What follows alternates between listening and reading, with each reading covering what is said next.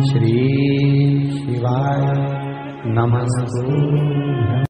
पूरे श्रोता भाई बहनों से केवल इतना सा निवेदन है कि जिस भूमि को, जिस मकान को, जिस जमीन को, जिस जायदाद को आप बनाना चाहते हैं, जिस प्लाट को आप निर्मित करना चाहते हैं, कई कई घर ऐसे किराए के मकान में रहते थे तो अच्छे रहते थे, जब से घर बनाया प्रवेश करा तब से रो रहे हैं। 25 बार वास्तु शास्त्री वालों को बुला लिया, उसने यहाँ से सीढ़ी तोड़ दो, यहाँ से बना दो, यहाँ बाथरूम तोड़ दो, यहाँ से बना दो, ये पीछे से रास्ता कर दो, यहाँ से बना दो। ईमानदारी से कहना, पहले के समय में क्या वास्तु शास्त्री होते थे? नहीं। घर के बुजुर्ग कहते थे यहाँ कमरा बना दे बेटा, बेटा कमरा बना देता, यहाँ रसोई घर बना दे बेटा। घर के बुजुर्ग कहते थे वहां कमरा बनता था, घर के बुजुर्ग कहते थे वहां पर भोजन बनता था, उसके बाद भी उनके घर में शांति होती थी, फिर भी उनके घर में समृद्धि होती थी, लक्ष्मी की कोई कमी नहीं होती थी। कमाते कम थे पर ऐश की जिंदगी जीते थे, सुखमय जीवन जीते थे। आज के जमाने में बेटा कमा रहा, बहू कमा रही, पोता कमा रहा, पोती कमा रही, दादा कमा रहा, सारा घर कमा रहा है, उसके बाद भी सुख और समृद्धि और शांति नहीं है, उसके बाद भी आनंद की अनुभूति नहीं है, उसके बाद भी हमेशा रोना केवल सुख का होता है। जरा सा घर में 4 लोग रह रहे हैं पर चारों के मुंह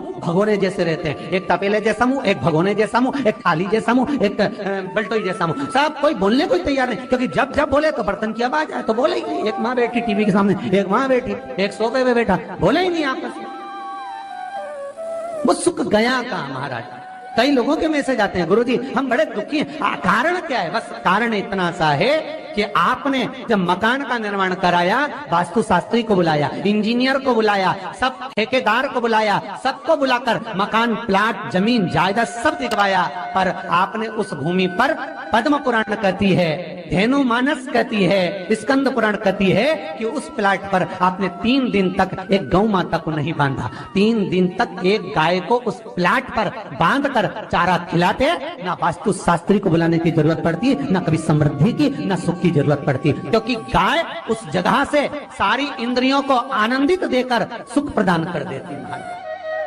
उस जगह के सारी रोग, बीमारी, कष्ट, तकलीफ, दुख को गौ माता खींच। गौ माता जैसी जगत में कोई नहीं हो सकता। हाथ में घड़ी नहीं बांधती गौ माता, पर 4 बजे आपके यहाँ रोटी मिलती है तो 4 बजे खड़ी मिल जाती है। 3 बजे भोजन मिलता है तो 3 बजे आपके दरवाजे पे मिल जाती है। 1:30 बजे भोजन दोगे तो 1:30 बजे ही मिलेगी। 1:20 पे दोगे तो 1:20 पे ही मिलेगी। कोई घड़ी नहीं बांधती, फिर भी समय पर आ जाते हैं। क्यों? क्योंकि भगवान ने उसको ऐसा बनाया है, 33 कोटि देवताओं ने उसमें ऐसा विराजमान कर दिया है कि जगत का वो कल्याण कर सकती है। उसका एक एक अंश जीव का कल्याण करने वाला है, एक एक अंश जगत का उद्धार करने वाला है। पर हम ये आज के युग में हम उसको भूल गए। आज के युग में हम ये सोचते हैं कि हम वास्तु शास्त्री को बुला लें, वो ये बता दे, हमने ये फ्लैट बनाया, हमने ये मकान बनाया, इसकी छत कैसी, इसका कमरा कैसा, वो बता देगा, सब कुछ बता देगा। उसके बाद भी लोगों के यहाँ सुख नहीं है, उसके बाद भी शांति नहीं। फिर चलो तो चलो किसी बाबा जोगी क्या पहुंच गए जो ऐसा घूम घूम के बताता, और उसके यहाँ जाकर पूछ लिया, बताओ बाबा जी हमारे घर में शांति नहीं, तो बाबा जी एक ही बात बोले, तेरे ही घर का है जिसने कुछ कर दिया। अब इसको याद आया 15 दिन पहले मेरी जेठानी से लड़ाई हुई थी, उसी ने कुछ करा होगा। अब बताओ बाबा जी ने आपस में ऐसा बीज बो दिया कि घर और जुड़ा हुआ था तो टूट गया।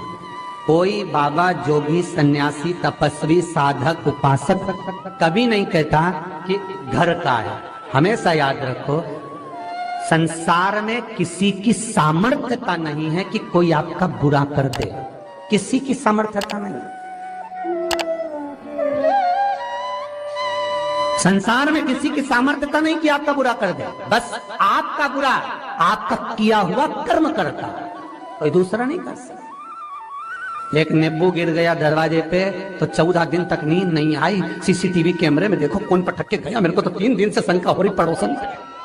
अब बताओ, जब कैमरे में देख लिया तब मालूम पड़ा बेचारा साइकिल वाला सब्जी लेके जा रहा था उसके घर पे और नींबू पॉलीथीन से टपक गया।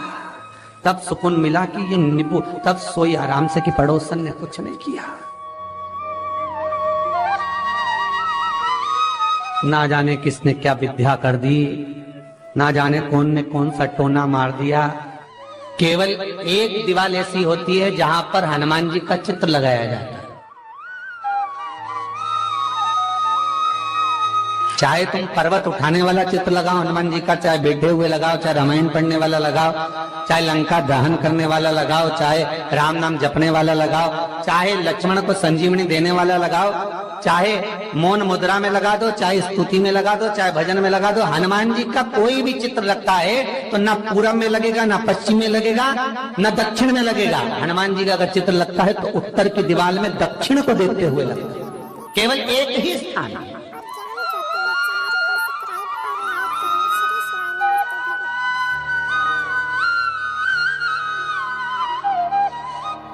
जैसे पूर्वजों के चित्र को, पितरों के चित्र को, गए हुए हमारे जीवों के चित्र को दक्षिण में विराजमान किया जाता है, उसी तरह हनुमान को उत्तर में विराजमान कर कर दृष्टि दक्षिण में कर दी जाती है।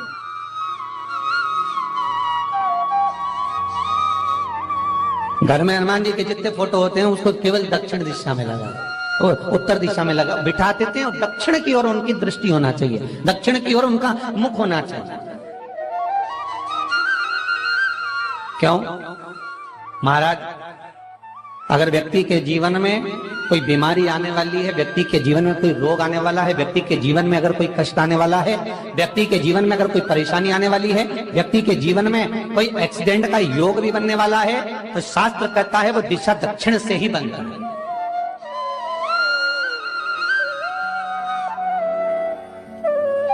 ये दक्षिण जो दिशा है ये यम की दिशा है। यहाँ संपूर्ण परिवार के साथ यमराज अपने आनंद में निवास करता है, यम दिशा। और जब हमारे घर में, हम ये नहीं करें कि आप हनुमान जी का फोटो लगाओ, हम ये भी नहीं करें, आपके घर में हो और आपने अगर विराजमान कर रखा है किसी दिशा में, तो हमारा तो निवेदन रहेगा, अभी तक आपने अगर जैसा रखा, पर एक बार दिशा बदल कर देखना कि रोग, बीमारी, कष्ट, दुख, तकलीफ में आपको लाभ मिला कि ना मिला। हनुमान जी ने केवल दक्षिण दिशा की ओर अगर मुख कर हमने विराजमान कर दिया, फोटो ही विराज दिया। हम ये नहीं कहेंगे आपसे कि आप बाजार से फोटो खरीद के लाओ फिर लगाओ, नहीं, आपके घर में हो तो आप लगा दीजिए, आपके घर में हो तो विराजमान करें।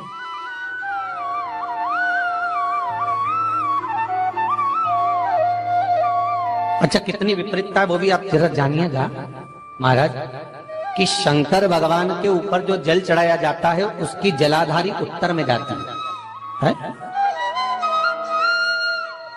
कई लोगों को तो आज भी तुलसी उतारना तक नहीं आता कि तुलसी का दल कैसे उतारा जाता है। कई जगह तुलसी के क्यारे के नीचे शंकर जी का शिवलिंग रख दिया जाता है महाराज, कहीं नहीं है ध्यान, बस चल रहा है स्मरण।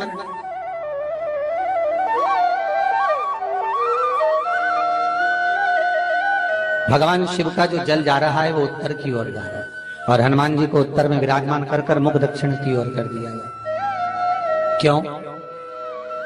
प्रबल दिशाओं में उत्तर और दक्षिण महाराज, ये जो दो दिशाएं, इनको साधने के लिए कोई देवता आगे नहीं आता। अगर इन दिशाओं को कोई साधने वाला है तो केवल एक देवाधिदेव महादेव ही हो सकता है।